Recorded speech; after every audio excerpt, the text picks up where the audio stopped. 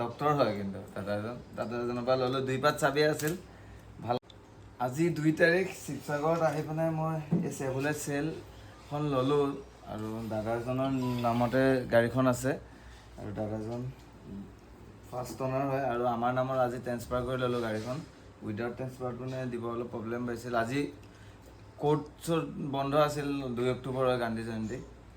বাকী গাড়ীখন কণ্ডিশ্যন চব ঠিকে আছে।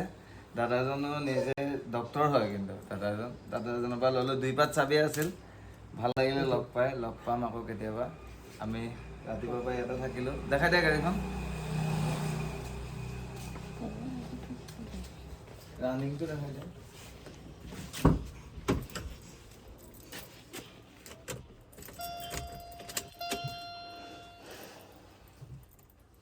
মিটাৰটো পিছত মিটাৰ দাম দিয়ে বুলি ভাবিছোঁ।